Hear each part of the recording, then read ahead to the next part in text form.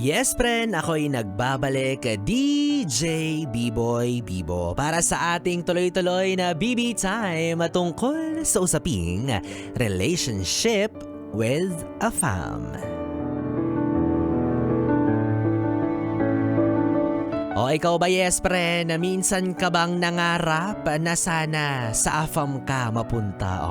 Ay, grabe naman ang pantasya. Gusto foreigner ang magiging asawa? O bakit? Ano bang lahi ang iyong napangasawa? Afam din naman yan. Afampangan. Diba? May Kenny na rin yan. Masarap na rin yan. Ay, masarap kaya yung mga Kapampangan. Masarap sila magluto. Diba? Pero para sa mga hindi nakakaalam, ano ba ang ibig sabihin ng salitang AFAM? Bakit yan yung tawag sa mga foreigner na bumibisita dito sa bansa natin, no? Ibig sabihin daw nito, AFAM. A-F-A-M. Meaning, a foreigner assigned in Manila or a foreigner around Manila. Okay. So ikaw, yes, friend, kung wala ka pang jowa, baka pang afam ka talaga. Subukan mo na, 'di ba? Kung meron kang gadget sa harapan mo ngayon, itry mo na mag-omigel ka. Suhol si Bibo. Diba? Malay mo lang naman. Diba? Parang yung letter sender natin kanina na si V, na doon niya natagpuan ang kanyang afam na si Steve. O, diba? Malay mo, pang Amerikano ka, pang Koreano, Japanese. Hindi natin alam, diba? Kung nabibigo ka ng paulit-ulit sa mga kapwa mo Pilipino, ang mapapayo ko lang sa'yo, subukan mo na to. Kumbaga, nagmahal, nasaktan, nag-afam yan. Wala namang masama, di ba? Kung magmamahal ka ng hindi mo kalahi o hindi naman kaya ng foreigner, wala namang batas na nagsasabing bawal yun. Ewan ko ba, no? Kasi may mga tao pa rin na judgmental pagdating sa mga ganitong klase ng relasyon na para bang napapataas sila ng kilit, napapasabi ng, bakit kaya foreigner yung jowa niya? Ikaw kasi kahit Pilipino, hindi mo masungkit. Diba? Kahit Pilipino, hindi ka makajowa-jowa. Hirap na hirap ka, Inglaterra. Kaya ngayon pa lang, yes, friend, galingan mo na, no? Kung may balak ka na jumawa ng AFAM, ngayon pa lang mag-aral ka na mag-English. O hindi naman kaya, aralin mo na yung language na ginagamit ng target mong AFAM. Yan.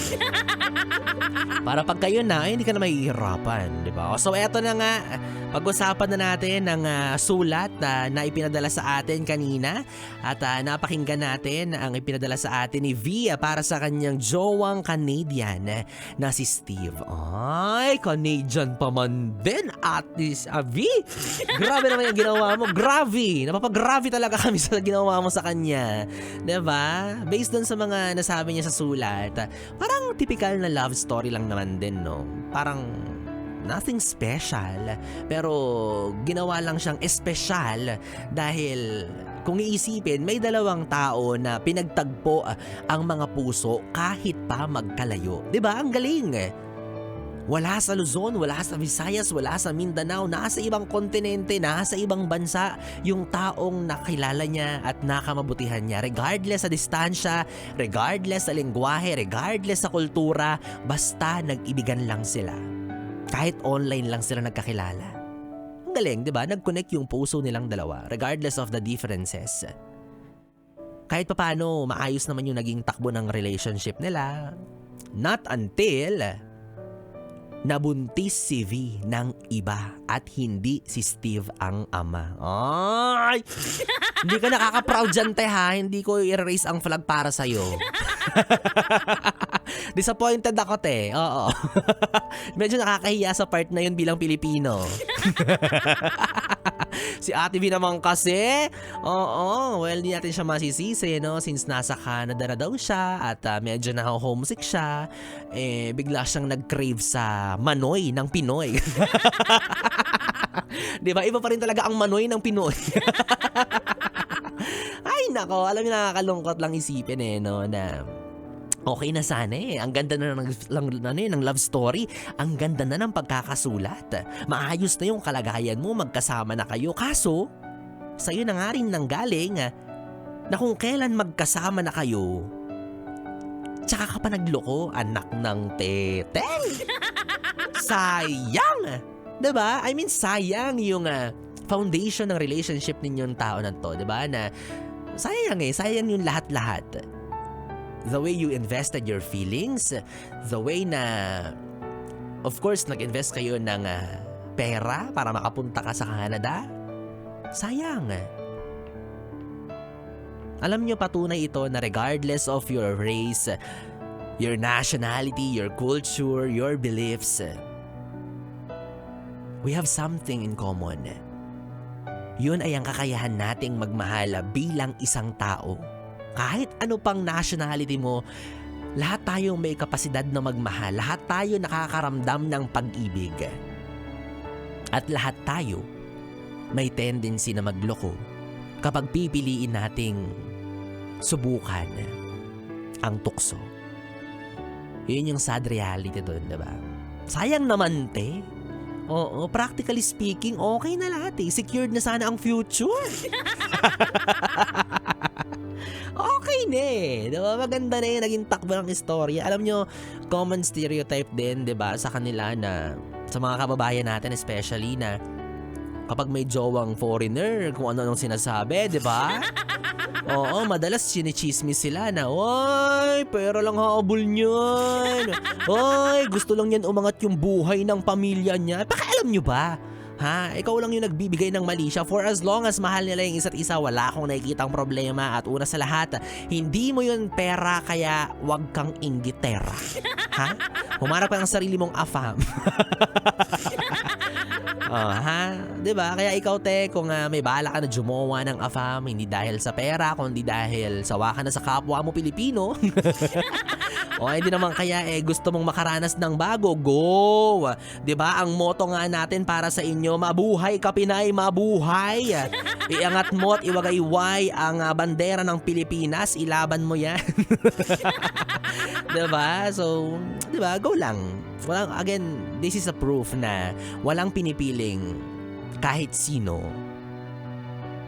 ang puso. 'Di ba? Regardless, again, kung saan ka man galing, basta tinadhana kayo sa isa't isa, tinadhana kayong magkakilala, kayo talaga. Kasi itong si Ate V, may Steve na. Ewan ko ba?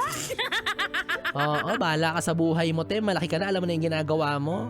Humiling ka ng kapatawaran, tama yan, pero huwag kang mag-expect na papatawarin ka. Oo, assuming ka. Ako feeling ko siguro pwede rin akong jumawa ng foreigner. Bagay rin kay Biboy yung foreigner kasi total, yung body clock ko naman pang Amerika, di ba? Why not samantalahin na natin tong routine natin. Gising naman ako sa gabi, walang mawawala sa akin. Anong puyat? Hindi ako puyat. Magkasing oras lang kami ng mga tao doon sa Amerika, di ba? Ay, joke lang. Ayaw ka pala lang AFAM. Pass pala ako sa AFAM. Sorry. Kasi mahirap sila pakiligin. Mahirap pumunchline sa kanila. Mahirap magbitaw ng mga nakakakilig na joke sa kanila. Ay, sige nga, paano ka magpipick up line sa mga foreigner, ha? Paano mo sasabihin yung mga jokes mo para kiligin siya? Example, "Are you ketchup? Can I dip my..." Hindi, ganito yun. Di ba pick up line? Bakit? Ganun. So, "Are you ketchup? Why?" Di ba ang baduy? Ang pangit. "Are you ketchup? Why? Can I dip my sausage to you?" Ay, nako, ang basos ni B-Boy. Saan galing yung pick-up line na yun? Diba? Kikiligin kaya siya doon. Ay, nako, dahil dyan, yes, friend, ikaw na lang ang pakikiligin ko sa pamamagitan ng pamimigay ng maagang aginaldo sa taon na ito. Dahil ito na ang hinihintay mong papremyo para sa ating 100 solid days of Christmas. Solid 100 Days of Christmas! Ho, ho, ho! Mabuhay ang lahat. Mabuhay ang dugo ng mga inaantok na sa mga oras na ito. Gumising-gising kayo, malapit na ang Pasko. At eto na nga, mamimigay si B-Boy Bibo ng 1,000 piso. Yes, friend, ito na ang hinihintay mong anunsyo kung sino nga ba ang makakatanggap ng ating papremyo sa gabing ito para sa ating solid 100 days of Christmas. Ho, ho, ho! Beso-beso kay Ninong Biboy Bibo dahil meron nang nanalo. Ay! O eto na, congratulations, maligayang Pasko sa pagmumukha mo! Genevieve Boston! Congratulations! Grabe naman. Genevieve ang pangalan niya. Ang sarap. Parang tunog fast food. Oh. Genevieve. O, bida ang saya dahil sa iyo na ang 1,000 piso, ate, ha? O, again, ikaw ang winner, Genevieve Boston. Wow! Feeling ko may asawang afam din to. O, kasi Boston yung apelido. Ganun ba yun? Invento. O, ikaw, yes, friend. Kung gusto mo ring manalo ng 1,000 piso, huwag kang mag-alala.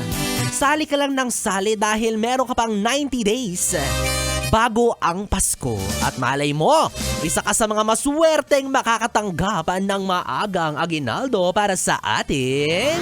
Solid 100 Days of Christmas! Yes, friend, 3 oras na bibitay ang ating pinagsamahan. Nakapiling niyo po ang DJ na mabilis bumayo ang dila sa mikropono. Ako po si DJ B-Boy. B-Boy, Bibo. Magkasama at magkarinigan tayong muli bukas, araw ng Sabado. Ang sarap. Weekend, sana all. Makakapiling niyo po akong muli mula alas 2 ng hapon hanggang alas 6 ng gabi para sa ating programang Stick to One, mga kantang OPM. Hatid po sa inyo ng 101.1 Yes FM. Sabay-sabay, solid. Good night, baby.